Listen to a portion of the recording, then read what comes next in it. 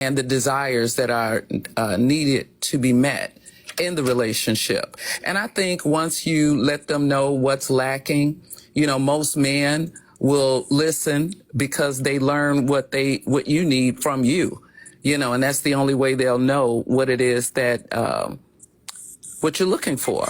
So that's predominantly one of the reasons why we have to be able to foster an open dialogue with our significant other. And you have to pick the right time in order to have those conversations.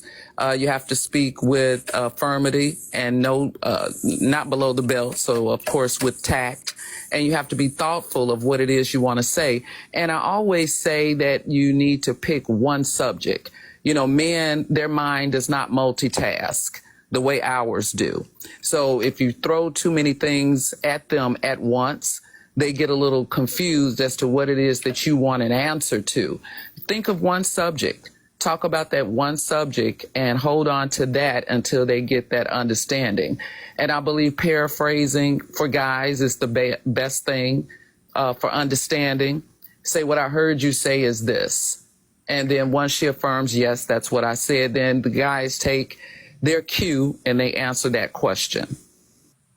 Wow, that's interesting. So you feel like a lot of times, Miss Lisa, that women typically do that they overload us with things they want us to change instead of just doing it one at a time. You feel like that's typically what happens when it comes to communication?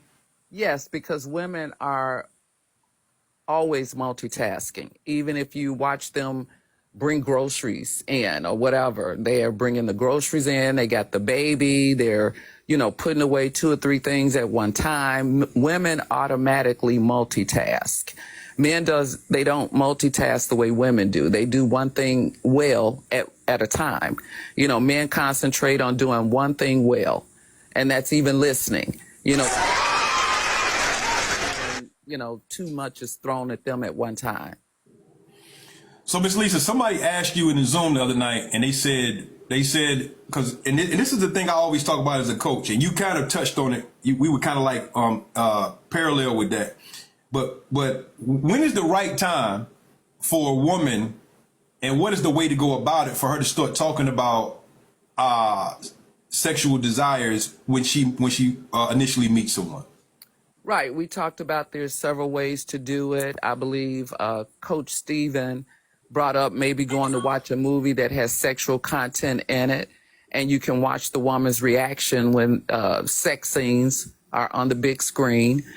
You can also go to, say, like a comedy show. It's lighthearted. The comedians normally speak on sex, and you can see the laughter, whether they agree with it or they're on the same page with what he's saying. So there's several cues that you can pick up just based on normal activities that you do. Some of the songs that they may listen to, if it's more romance, in that song, or if it's rap more so than love songs or old school Motown or whatever the case may be, you would be able to see their reaction to what it is that they're doing. Wow. That's so important what you just said, because I think a lot of times in our relationships, we really don't pay attention to the small details. Because if I'm a guy that typically every time you get in the car with me or you're around me, I'm listening to hardcore music, rap, whatever, up. That could symbolize, right, Miss Lisa, that I may not necessarily be an overly romantic person. Would you agree or disagree with that? I would totally agree, because if you got the music thumping and it's a lot of maybe derogatory comments in there to women or, something of that nature, you may not be a person that's into romance if that's all that you listen to. But if you find that they listen to love songs, even if it's someone of your generation, not so much as the old school, but if it's someone of their generation that sing more love songs to women or talk about how much they love or attention or time that you spend with your significant other, you can say, that's a person that likes a little romance in their life. Wow. Listen to that. Yeah, that's good, because a lot of times I think we get so caught up into the excitement of and the newness of situations that a lot of the times things that's happening around us all the time are telling us really who that person is. But we're so caught. Yeah, go ahead. No, I was going to say it's even in the way that they dress sometimes, because if I was to go out with a guy and he came over dressed like a hip hop guy, pants a little sagging a little bit or whatever the case may be, I would automatically say, well, that guy's not on my page because we're going out and I look totally different, from what he does. So it can tell you a lot about a person and where their mindset is just based on some of the characteristics that they have. Somebody just asked a question. They said, who said that? Miss Diana said, is it the same for women that listen to overly explicit lyrics? Oh, yeah, definitely. Now, some women can portray themselves as sexual based on the lyrics that they listen to. You may not hear me listening to Suki Hani or Sexy Red, or something like that, because that's not my cup of tea. You may find that I've listened to Anita Baker, or something like that when she talks about love 365 days in a year, so you would know where my mindset is when I'm thinking about a man. Men, did you hear this? So men, just like we telling women to pay attention, we need to be paying attention too. One of the things I look at, Miss Lisa, when I'm dealing with a woman, because you said something about dress, a woman's nails tell me a lot. Yeah, because if her nails are done but they're chipped, half of the polish is coming off, she's not extremely manicured, I say either have it all on your nails or take it all off. Not go in between. If she's got sandals on and got boomerang feet, so that gives you a little insight about that woman as well. You want your feet out, but you don't want to make sure that your feet are done or they're, pleasing to the eye, because guys look at women just like we look at men. I want to go out with a guy that's clean shaven, whether he's got a beard or not, it's got to be groomed, a nice haircut to show that he cares about his appearance. Just like a man want to go out with a woman that presents herself, because you don't have to be sexy as far as the way you dress for him to consider you sexy. It's all about your aura, and it's all about the way you carry yourself. Yeah. Somebody asked a question about nail color. Yeah, listen. Nail colors tells me a lot, and it's the same thing. If you think about it, if you go to any corporate America job, right? It's a reason that they tell you not to wear certain colors. They want everything to be natural, because colors and loudness speaks of a person. It tells about a person, right? When I see a woman that got real loud nails or colors, she loves that. I'm not saying that that's bad. She's probably not going to be the woman for me, because I'm more of a reserved, laid back, relaxed kind of dude. And when I see the colors, it speaks to me of your personality, which is not a bad thing. If that's what you like, that's what you like. But I know what I like for me. Because when I see a woman with maybe like some soft colors, a lot of soft colors, she wears more like French manicures and stuff that look, I automatically start thinking this is a classy,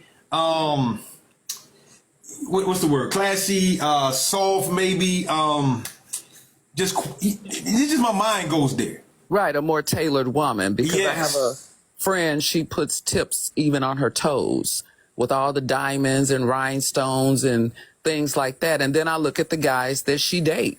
They may compliment it and like it because they're more hip hop or something like that, and I'm more of the pastel colors, the manicured colors. If I wear color, it may be a soft pink or a soft tan or a soft, like you said, more appealing color to a more manicured or tailored woman. So Miss Lisa, what do you think when it comes to relationships and the intimacy part of it? Because we always speak a lot of times of what the men are missing when it comes to the woman. But what do you think is missing from the woman? Because there's a lot of men that are in relationships too that ain't really satisfied. Oh, yeah. What do you think that could happen more, or what do you feel like women may be missing when it comes to pleasing their men? And that's more of an individual thing. I was speaking to a client last night, and his number one thing was he likes romance. He likes giving massages, and he likes to rub her feet. So I just asked the question, does she get her feet done? And he said, yeah, she gets her feet done. And I said, well, when you get your pedicure, then the lady or the gentleman that's doing your service, they rub your feet. I said, but she cringe when you rub her feet. So that lets me know that she may not be that totally into you the way that you are into her. Because if someone's rubbing your feet, it doesn't matter if it's the pedicurist or your man. You should like your feet rubbed. But hold on. Okay, back up. Cause that, you went past that fast. So you said that if she rubs his feet. No, he wants to rub her feet. Okay. And she cringe when he goes to get the lotion or the oil to rub her feet. So you have to take those cues to know that someone may not be totally into you the way you are into them. And with that being said, I did ask him, did she get pedicures? He said, yes. I said, well, when you get a pedicure, they rub your feet. I said, so what's the difference in her getting her feet rubbed by a stranger as opposed to getting her feet rubbed by her man? So that kind of made him think a little bit like, I don't know what the difference would be. I said, well, if she cringe when you're going to touch her, then there's something missing there. Where she may not want to be touched in that way from you. Wow. Does she give oral? He said, no, not so much. I said, well, does she want you giving her oral? He says, not really. I said, well, she's not looking to be pleased, by you. What she said in her past relationships, you can't go by what she said in past relationships because you don't know for certain what took place in those relationships. You have to go by the way that she receives what you're trying to offer her. She doesn't want to have him bathe her, run bath water. She comes in the bathroom. He comes in the bathroom. She covers up quickly. I said, well, do you guys have sex in the dark? Is the light on? She just wants to get into it, get it over with. And she thinks, well, I'm giving you sex. That should be good enough to say that I've never turned you down, but it's not the way that he wants it. So he goes back to the point that there's other women that he's been with that enjoys it. I said, every woman is different, but every woman is not into you. You're a nice guy. You're doing nice things for her, and that's what she may enjoy. So if you are in an intentional relationship, then you have to have the conversation. And I don't believe that conversation is ever off limits for a couple. Yes. You have to let them know what it is that you desire and that you like. Once you start getting into one another, as I mentioned on my live the other night, there's certain things that you can do. The one young lady wanted to speak a little, eroticism, but she was afraid to say it. I said, well, say it on his voicemail. Tell him, check your message at 11 o'clock. Don't answer the phone. Hold on, Miss Lisa. That's powerful because listen, y'all remember, so earlier before you came in, Miss Lisa, I told him this. I said, I know men that would actually walk away from a woman because they feel that this particular woman isn't as wild as he would like her to be. Mm-hmm. So he goes out and finds the 20% woman that he feels like is what he needs to be, that his woman is not bringing. I don't always fault the woman for that. I really, in a lot of cases, wonder, has the man created an environment for this particular woman to be what she really desires to be? Because I've never really met a woman, Miss Lisa, for real, that wasn't really about that life. They just never had the right person to make them feel safe enough to be able to open up to them in that way. Mm-hmm. So when you said for to send the text message, I think that's super duper powerful because so once she sends the message, is she looking for how he's respond to know if then she could do it in person? Right. She has to be comfortable with herself. She said she did ask because on one of my shows, I said, I need, the homework was to have a conversation with your partner and ask, what is it that you would like for me to do to please you that I may not be doing now? He wanted her to speak a little eroticism. He wanted her to speak a little dirty, a little nasty, get into it. She wasn't comfortable with doing it because she hadn't done it before. So I said, well, do it to his voicemail. Tell him I'm going to call you at noon. Don't answer your phone. Let it go to voicemail. And he's anticipating the call at noon. And he's anticipating the fact that he's going to see he's got a voicemail message. He will listen to that voicemail. And once he hears her trying to say some of the things, and I said, and start off slow. You looked real good this morning. I saw that print in your pants when you left the house, and I can't wait till you get home. There's certain things that I want to do together.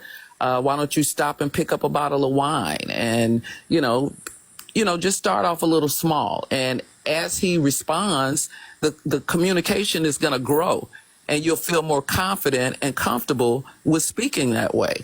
Another lady wanted to watch porn. And I said, get a fishbowl. And in the fishbowl, put different types of porn that you would like to watch, and let them know in a text message. I added a new genre of porn to the fishbowl. I can't wait for us to watch something this week. And each week, pull a different subject out of the fishbowl or how often you want to watch the porn. And then you guys can open the dialogue to porn together. She wanted to know if it would get overwhelming. I said, no, not to the point that you guys both would enjoy it. So you have to, start off some things small, and those things will grow if that's what you like. Let me tell y'all something. Let me tell y'all something. The thing about life is this. If you are a person that has the right motives and the right desires for anything, I believe God has a way of connecting you with the right people that you don't even know is out there. You'll be minding your business and stumble across somebody that can help you see things in a more clearer way. I know a lot about relationships, but this lady right here, you ever been around somebody that talk, and when they talk, your spirit, everything is just jumping. This is her. I found her just by looking for something and found her. I would say to everybody that's listening to me right now, if you are not following with her, if you haven't connected with her coaching, this woman know what she's talking about.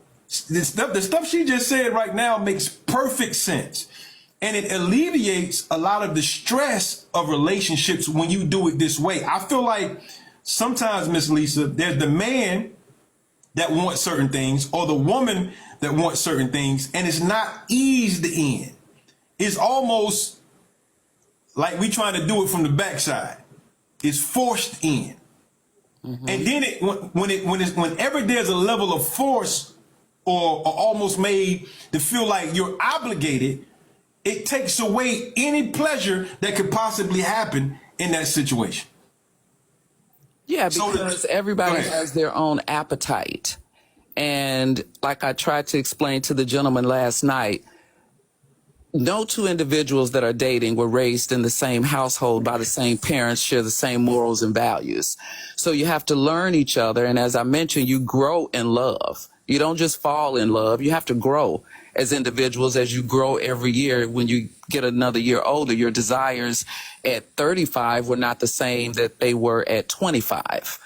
So you have to mature and grow. And when you find a partner that you can grow with, it's important to speak on what it is that you need to satisfy them and what they need to satisfy you. Because 9 times out of 10, as I mentioned on your live, everyone has a go-to move as a guy. If it worked for that girl before you, it should work for you. Well, I don't have the same erogenous zones that she may have had. So if you don't communicate what's important to please your partner, you may be missing the whole mark. And like I said, it's nothing that you have to start off at 10. Start off at 1. and work your way up to 10. If I walked in the room and you were watching porn with fellatio, that may be a little aggressive to me, so therefore you have to have that communication about, I'm going to put in the fishbowl what I like, you put in the fishbowl what you like. And when we pull a subject out,